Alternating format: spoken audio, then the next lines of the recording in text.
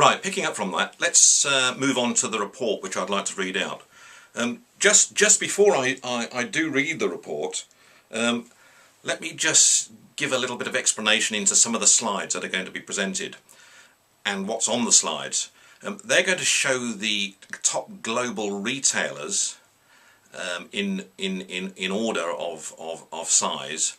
There will be a reference to their sales turnover for 2010, which is in pounds sterling.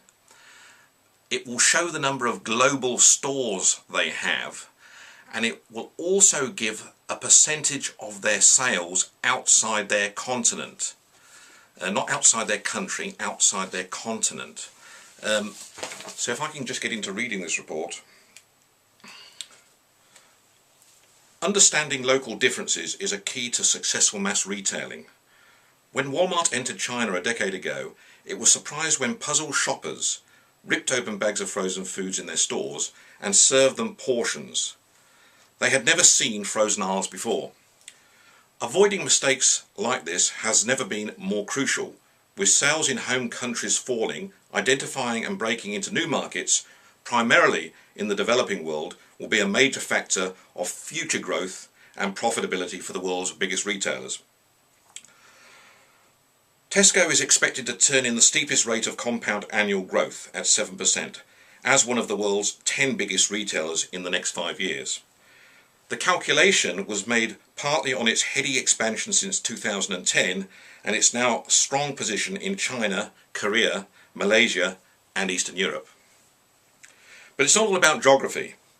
Tapping into the continuing evolution of online retail, particularly click and collect, in the developing of new label and the perfection of a wide range of formats puts Tesco in a strong position.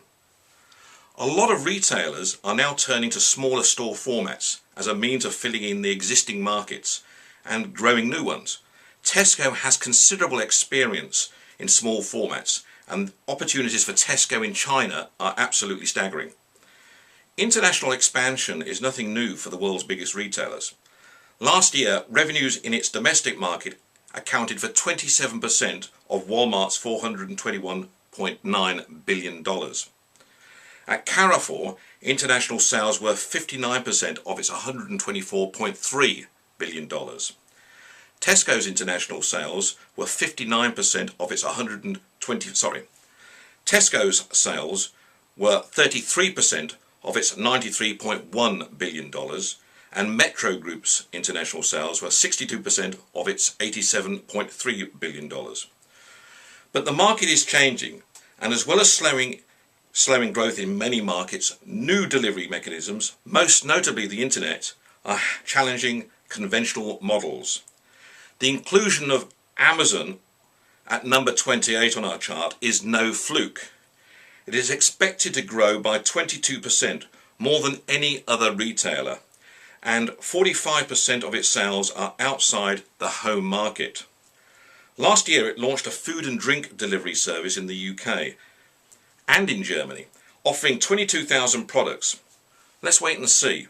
I don't expect it to become a major threat to the real global retailers, but it is certainly going to make us think about how we buy food, and it will start making changes with other players in the market as well, like Ocado and Facebook.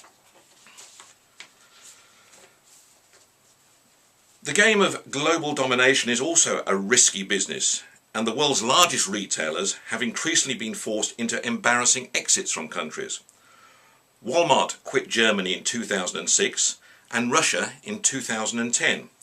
Carrefour left Japan and Mexico in 2005 and left Russia last year.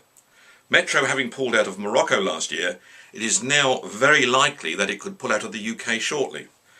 And there are also strong rumours that Tesco will soon be following Carrefour out of Japan.